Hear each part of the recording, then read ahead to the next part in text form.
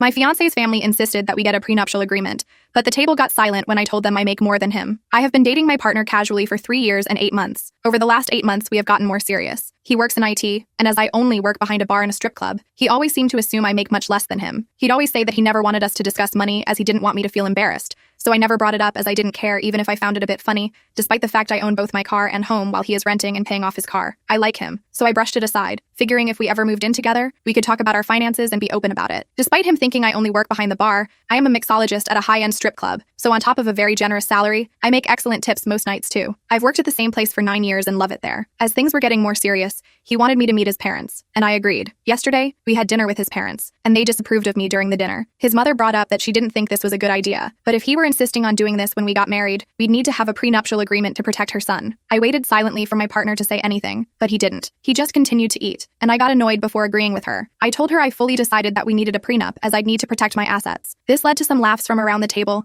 and I finally asked my boyfriend how much he made. He tried to brush it off before finally revealing he made £25,000 a year and telling me it was fine and not to feel less. I won't lie, I laughed at the table, not caring that I was rude, and bluntly told him that I make £43,291 a year, not including my tips. They didn't believe me, so I began to point out how I go on holiday twice a year, how I own my home and car while he rents and is paying off, and how I always bought him lovely gifts. I then told him for perhaps the 100th time that I'm a mixologist, not a bartender. The dinner got silent, and on the drive to my home, he scolded me for embarrassing him. How could I not have told him I made that much money that I should have told him from the start? I reminded him that he didn't want us to talk about money, and I figured we'd talk about our finances when and if we moved in together. He kept talking about how I should have just privately told him after dinner and not embarrass him in front of his parents, but when I asked him why he didn't defend me when his mother embarrassed me, he had no answer. Update: I broke up with him.